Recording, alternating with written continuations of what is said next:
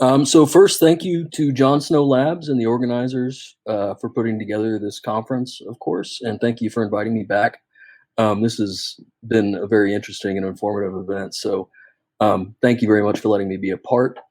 Um, I should mention that I'm getting over a respiratory illness right now, so please bear with me if I struggle for breath or anything at some point, but I'll make it through eventually. Um, a little about myself. So let's see if I can. So I was trained as a linguist, and I joined Narrative DX in 2016. I was head of linguistics there until they were acquired in 2020 by Press Ganey, and now I lead the natural language processing and machine learning group at Press Ganey. So we do a lot of different types of text analytics. We analyze patient experience comments. We look at insurance member experience comments. We look at workforce. We also look at clinical safety language data. So we do a wide variety of language analytics across the healthcare space. And I wanted to talk today about some interesting patterns that we've seen over the years start to emerge within the patient experience surveys in particular. So the typical patient experience comments that we get in surveys and other natural sources of this type of data look a lot like 1 through 4 here. So we have comments like, the doctor was great, the bathrooms weren't very clean, everything was good, and I feel like they didn't listen to my concerns. Those are sort of common, what we would expect to see in patient experience surveys. And one thing that we've noticed, and this is relatively stable across these types of comments, is that as a rule, positive comments tend to be more general, while negative comments are often more specific and fine-grained. And we've noticed this for a long time, and it's something that we've sort of gotten used to about patient experience comments. And one thing that I'd like to do today is to talk about why I think that might be, and what some of the consequences are for an NLP pipeline, especially as it relates to sentiment accuracy. So that's kind of the phenomenon that I want to investigate. And the principle that I want to use to frame this is something that's been referred to in various places in the literature as the Anna Karenina Principle. Excuse me. This comes from the first line of Anna Karenina by Tolstoy. I won't read this right now, but it's usually translated as happy families are all alike, and every unhappy family is unhappy in its own way. And the reason that this line, in addition to being a great first line of a novel, the reason that this line has sort of garnered its own principle is because of a couple things that seem to be fundamental about this line. In particular, it recognizes that endeavors of various kinds and large systems can go wrong in any number of distinct ways, right? But they tend to succeed in very similar ways. And usually, at least in part, they succeed by avoiding all the ways that they could have gone wrong. So this is not a new idea, really. In fact, a really similar thought is expressed by Aristotle, where he says, again, it's possible to fail in many ways, while to succeed is possible only in one way. To miss the mark is easy, to hit the mark is difficult, right? So this is sort of an idea that's been around for a while. But as expressed by the Anna Karenina Principle, this has been applied to a lot of different types of systems and collections of systems. So here's a couple of examples. The Anna Karenina Principle of unhappy microbiomes, and I think this is applied to marine biology. So this is an article about how these systems fail in unique ways but succeed in similar ways. And then one very recently, just from March of this year, applies the Anna Karenina Principle to stock prices and how companies either fail or succeed. So this is something that is applied in a lot of diverse areas. And one thing that we noticed is that The Anna Karenina Principle is also alive and well within the patient experience space, right? And here's an article that we published last year applying this principle to some patient experience comments to sort of understand how people talk about their experiences in hospitals. The data came from a major teaching hospital, and it consisted of about 175,000 patient comments from November 2018 to March 2020. These were analyzed for both topic and sentiment using these patient experience in NLP pipeline with IndieX. And what was found is what you would expect. So the positive comments were remarkably uniform for this hospital. And in fact, we looked at 5 different surgical units and found that among the positive comments, major themes all grouped around the same types of things, like courtesy and respect. But negative comments showed a lot more variation across these units. And in fact, each of the units had a different main problem area that was revealed by the negative comments in this data set. And the way that we talked about those findings is as kind of a argument that while traditional surveying can be very valuable, especially for identifying that hospitals and other health systems are doing the things that they need to do to succeed, these identifiable things. There are other things you have to do to discover errors, and in particular, is an argument for using natural language processing to find some of these harder to predict unique ways that these kinds of systems might fail, or units within the system might fail. One thing that I was curious about from that is, since this is really impressionistic at this point, just kind of like, well, we found this uniformity. I mean, we did, notice this variation across units for the negative, but is there some way to kind of measure the Anna Karenina principle and kind of get your hands around it as something that you can actually quantify?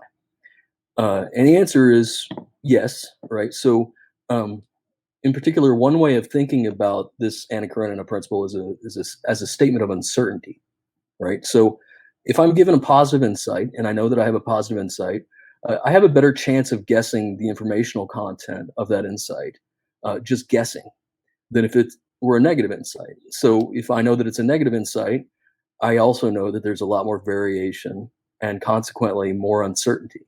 And this is just kind of another way of framing this idea that the insights tend to be negative in their own way. And this kind of uncertainty, which can arise from this degree of variation in a system, has a precise definition known as entropy. And this is Shannon's entropy. It's from information theory, and it's not exactly the entropy that you see in like thermodynamics, Gibbs entropy, but the math is the same. It's the average negative logarithm of event frequency. And I don't know how. I'm sure there's a lot of variation in this audience about who's very familiar with these kinds of ideas in information theory and who isn't. So I thought that I would walk through a quick example just to see how this is done in practice.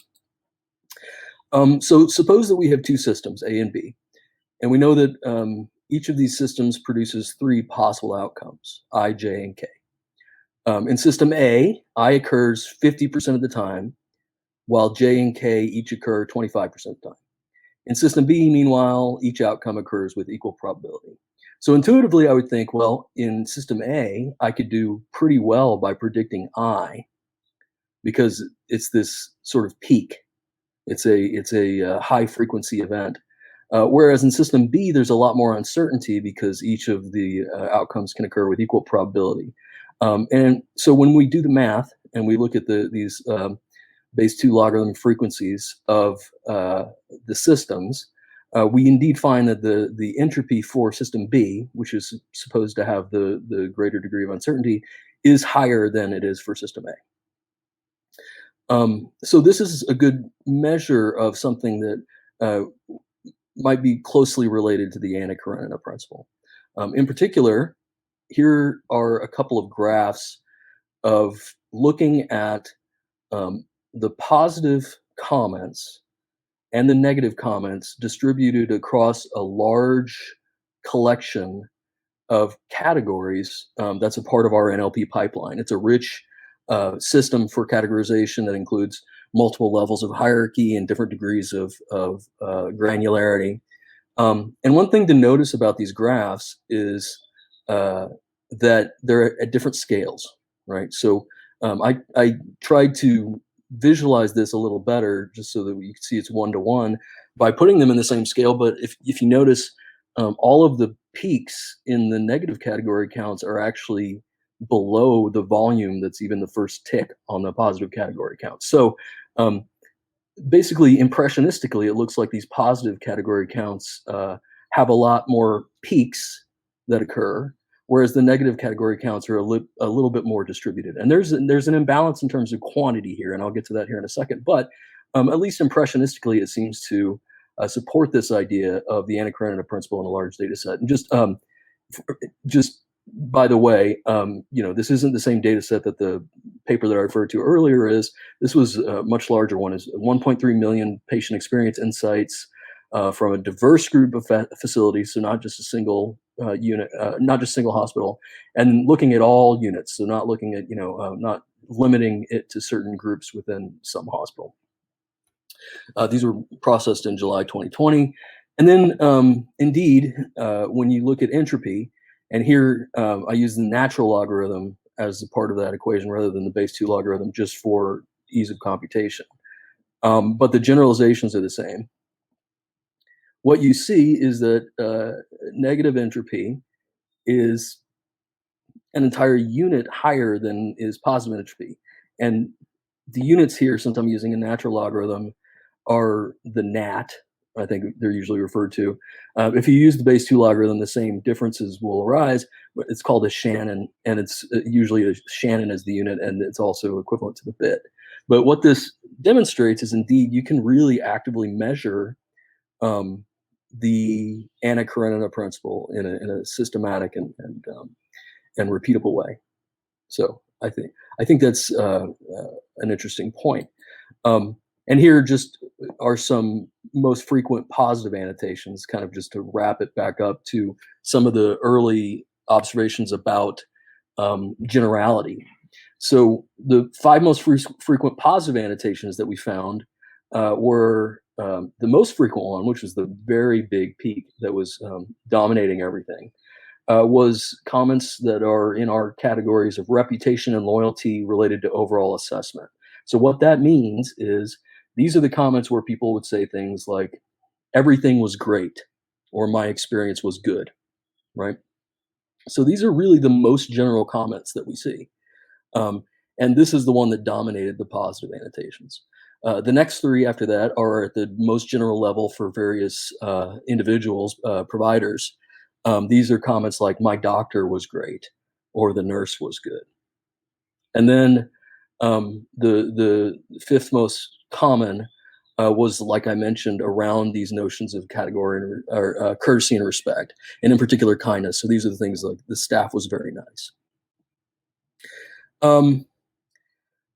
So there's an interesting thing here that it seems that the negative comments are less predictable, but also, and this is something that we see across patient experience comments, they're also a lot more frequent, uh, naturally occurring, or a lot less frequent, excuse me. So positive comments tend to occur in greater quantities than negative in patient experience. That's not true for every domain, but it is true in patient experience.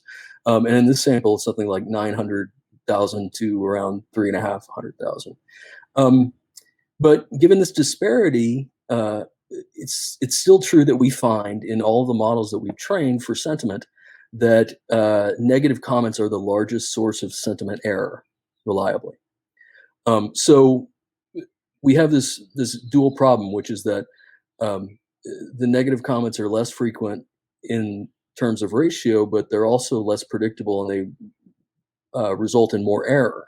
So one thing you might think is, well, maybe just upsample the negative comments in your training data. But with a disparity like that in the natural occurring ratio, that could be a potentially dangerous training strategy. And just for a little more context, here's a confusion matrix of one of our more recent models. And this is sort of characteristic of what we see whenever we try to train on annotated data. And the lighter colors are the higher numbers. And so this is a good model, and we want to see everything on that diagonal, which is where the true label matches the predicted label. But there's a big difference in how the positive accuracy goes. Well, this is, it's quantity, but you'll notice that there's a difference in where the errors tend to accumulate, which are really related to the negative predictions. So usually negative predicted as neutral and vice versa. So negative comments are less frequent and less uniform. So they're consequently, of course, more difficult for most machine learning approaches. Now, there are ways to get around this. You could do certain kinds of like ensemble models. And one thing that might be worth exploring is decoupling sentiment detection from sentiment categorization. If you could turn sentiment categorization into just a binary, is this positive or not positive, that might be an easier categorization task. And these are all worth exploring. But one of the things that I'd like to talk about a little bit is how you can use symbolic NLP approaches to target these errors within your negative sentiment comments. But before I do that, I need to take a little bit of a detour to talk a little bit about how we do categorization. And the reason for that is that it'll speak to some of the tools that might be necessary for an effective sentiment intervention approach. So, okay, just taking a step back, if we have a comment like doctors were good, nurses were bad, this might occur in social media without any typography or anything like that, or it does occur in our survey comments too. One way to handle that is to look at that as, the unit that you want to now analyze. And then you would say that's mixed sentiment, and it's about doctor and it's about the nurse. And that might be useful for certain use cases, but if your goal is actionable insights, it doesn't really tell you very much about what you're doing well and what you need to improve on. So what we really want to do is split this into two separate units. In particular, this notion, this string doctors were good, and this other string nurses were bad. And then we can say it's positive about the doctor and negative about the nurse. And what we're really trying to capture here is the clause. And this is sort of the traditional, can be subsentential, so it can be smaller than a sentence, but it's this subject and predicate pair, or in more modern syntactic analyses, it's a noun phrase and a verb phrase. But this is really what we're trying to separate out from a comment. And actually how we do that, especially in the cases where we don't have a lot of typographical information to guide us, or clear lexical boundaries, is a subject of a patent that we were granted last year, and the details of that are discussed here, and I invite you to explore that. But I won't get too into that today. But there are some benefits to looking at sentiment on a clause level. One of the main things is that sentiment is almost always clause local. So a comment like, you'll see comments like, I really like this hospital and almost everyone there, but the receptionist is always a little rude. And this is a sentence that's made up of two independent clauses. And it's exactly at that clause boundary where the sentiment polarity flips. And you see that in the vast majority of cases. Like usually when you split on clause, it's going to be sort of uniform with respect to sentiment. You're not going to see any mixed clauses. Or I should say you're not going to see many, but there are some. So you can have a mixed independent clause depending on how you analyze it, maybe ellipsis. But things like everyone was great except the nurse, or I had a good experience until the surgery, or like this example, she was friendly but rushed, which may seem like that might be common.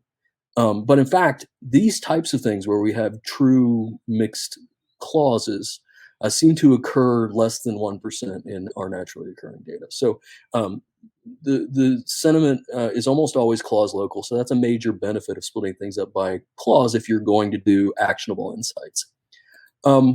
But there's another advantage to doing this that we emphasize in the patent that I think is relevant to potential interventions on negative sentiment, which is that it actually aids in the syntactic parsing, right?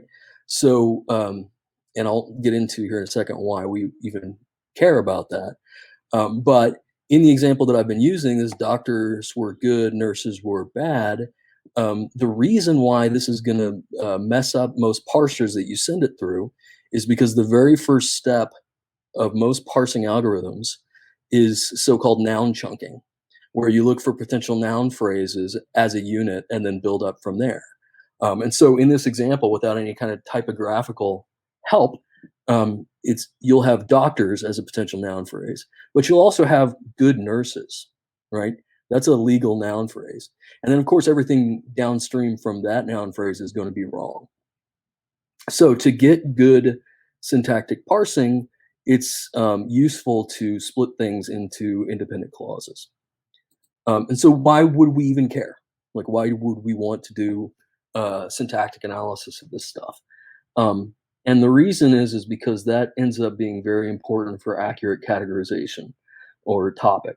So if you want to, so as an example, if you wanted to find all the comments that are about kindness, one um, plausible, and maybe one of the only major plausible at the string level approaches, is to look for those words as they appear. So, like, I might search for the word kind, and that'll get me what I want a lot of times. So, it'll give me comments like the nurses were kind, but it'll also give me comments like the nurses were kind of rushed, which is not what I want.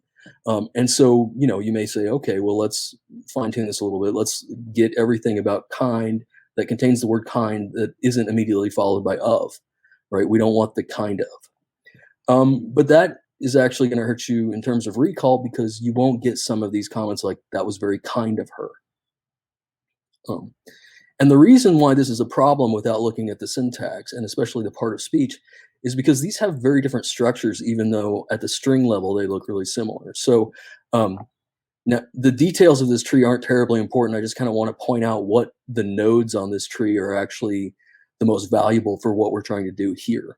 And in particular, we're trying to find the predicates. So I say the nurses were kind and professional, then I could potentially have two categories here: nurse kindness and nurse professionalism. And the reason is that these are both adjectives that occur in this predicate position. But if I said something like the nurses were kind of professional, I only really want one insight there, and that's about nurse professionalism. And the reason I can use syntax to exclude the other possibility is that kind of in this example is a part of an adverb phrase that's modifying the adjective.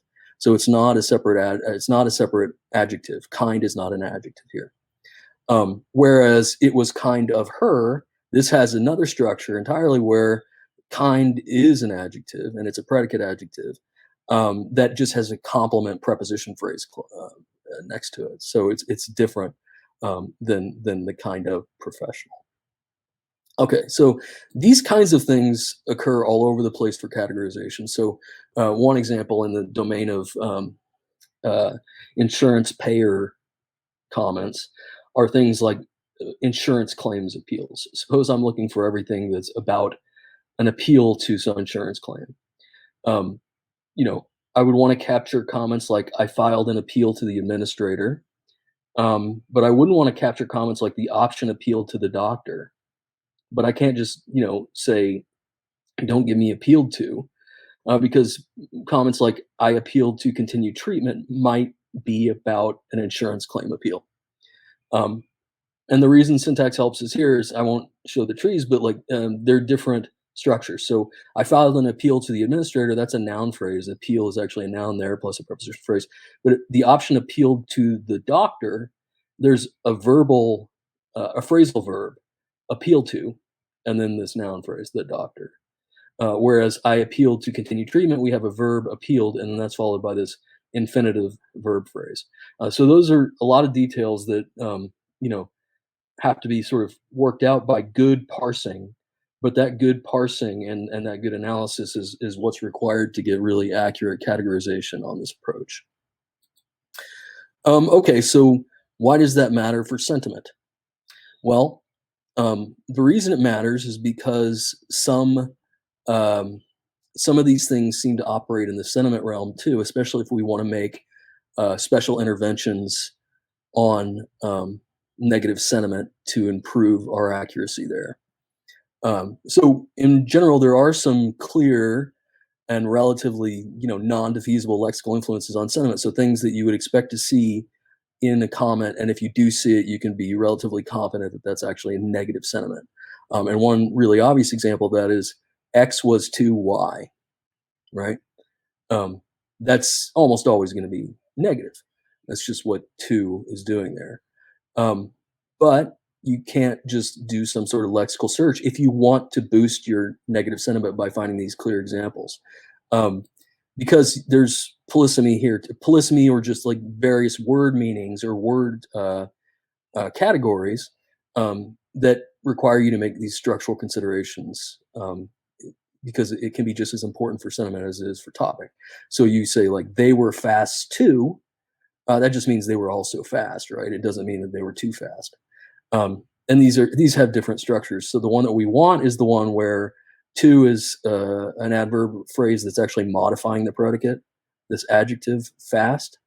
Um, Whereas in the case that we don't want, this is a different adverb that's actually modifying the entire verb phrase. So again, the details here aren't terribly important, but if you have good parsing, you can use these structural differences to actually target negative sentiment and boost errors that may or may not be frequent enough to be easily learnable by a machine learning model. And I should say, before I get too much deeper into this, um, none of this is impossible to learn by a machine learning model. Obviously, models are getting better and better. If you have a lot of training data and it's high quality training data, then you could probably detect a lot of patterns. But in a lot of cases, looking for relatively low frequency confounders in the negative sentiment is a good way to boost this disparity. Um, Okay, so there's a lot of other sparse but relatively predictable influences on sentiment. I'll try to go through this relatively quick. So, you know, one important notion is that of negation, because the reason that's important for sentiment is that if you can reliably predict positive sentiment, and we know that we can, um, then a negated version of that is oftentimes going to be, oftentimes always going to be negative. So nurses were nice is positive, so nurses were not nice, or it's not the case that nurses were nice is negative. Well, that's all well and good, and your models are going to learn like not is important here. But there's subtler and less frequent types of negation that occur that you might want to identify so that you can sort of automatically bootstrap negative sentiment from positive sentiment. So, how can we get at those? Well, there's another kind of structural trick that we can use to identify them in naturally occurring text, or just by testing grammaticality, and that's this phenomenon of negative polarity item licensing. So there's certain items in English and a lot of other languages that are only allowed grammatically within the scope of a negation. And the example here is this word any. So I can say nurses didn't give us any attention, but I can't say nurses gave us any attention because this item here is only allowed in the scope of negation. And this works in other cases too. So I can say no nurses gave us any attention, but I can't say some nurses gave us any attention, right? This shows us that this different sort of NP negation is functioning in the same way, and it's allowing for this NPI, whereas this quantifier some is not. But those are sort of obvious examples, and they use easy to learn negators.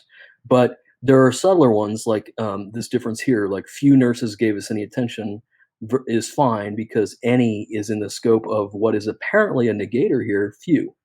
But it doesn't work in a few nurses gave us any attention, right? So this is useful because if we know that these are real negations, then we can bootstrap negative sentiment from positive sentiment, as in these examples. So just really quickly, there are other things like this, like the negations, including these modal verbs. So should, could, would, might, these also tend to flip sentiment. And there are other types of irrealis, so-called constructions that do similar things, like if clauses and that kind of thing. But what's interesting is that modal verbs aren't very common in naturally occurring texts. So this is, I won't dwell on this, but they can be difficult for a model to learn, even though they have such a predictable and clear influence on sentiment. And just a final point, I mentioned if clauses and how that can affect sentiment. If you're going to do clause splitting for sentiment identification, one important consideration is that you're actually looking at independent clauses. So the nurses were nice, I would recommend you have two independent clauses. You can split there, but if the nurses were nice, I would recommend if you split there, you're going to get an error on your sentiment classification. So that's really kind of what I wanted to present as a way to bootstrap up higher quality negative sentiment from good machine learning predictions on positive sentiment and some symbolic NLP methods. And so please contact me by email or by LinkedIn. And thank you very much for your time.